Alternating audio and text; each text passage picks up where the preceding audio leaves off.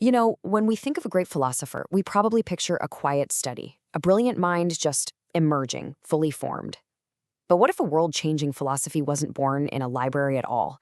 What if it was born in a storm of anxiety and fear, way before its creator ever took his first breath? Let's get into the absolutely wild origins of Arthur Schopenhauer. Our story kicks off with this incredible line. We're not starting with a man, but with this tiny being, just 4 inches long, caught in a tempest. That genius was the future philosopher Arthur Schopenhauer. And the storms? Well, those were the raging emotions of his mother. So it really makes you wonder, right? How much of who we are is set in stone by our earliest experiences?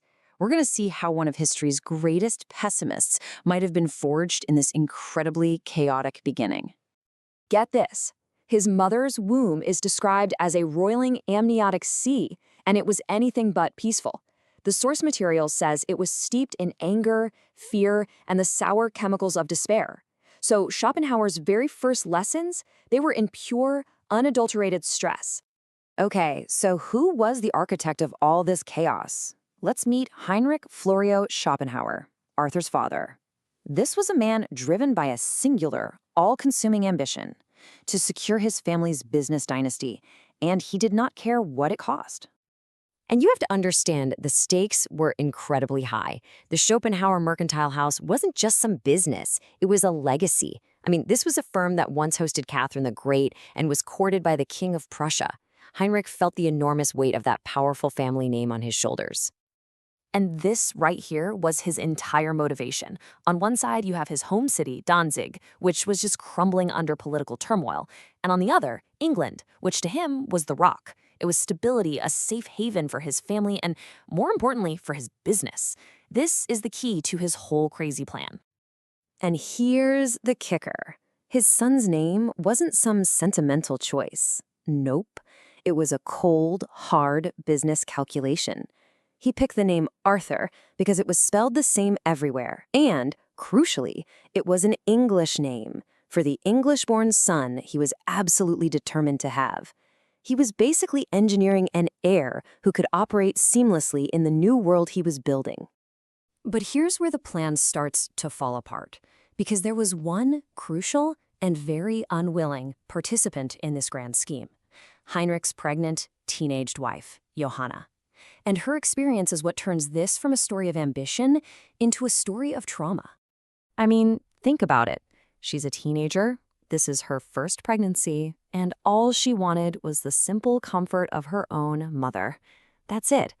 But her husband's unbending will just completely steamrolled her pleas. He packed her up, and off they went to England.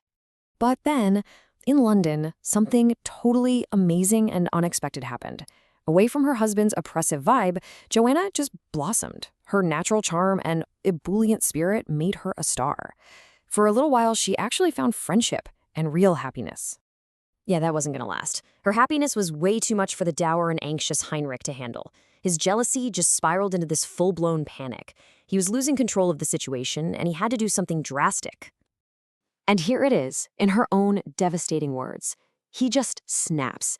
He abruptly reverses course, dragging his now 6 months pregnant wife out of London and forcing her back towards Danzig in the dead of winter.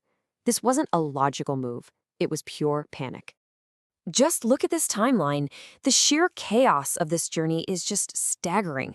What should have been a calm, stable time was instead this frantic, miserable trek across a continent, all dictated by one man's anxiety. And after everything, after all that, Arthur was born right back where they started. In Danzig, the whole plan was a failure.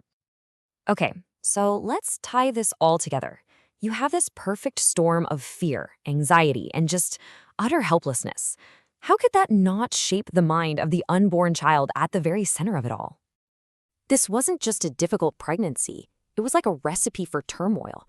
Every single element, the loveless marriage, the terrified mother, the paranoid father, those grueling, stressful journeys, it all contributed to that chaotic amniotic sea. And here's the real takeaway.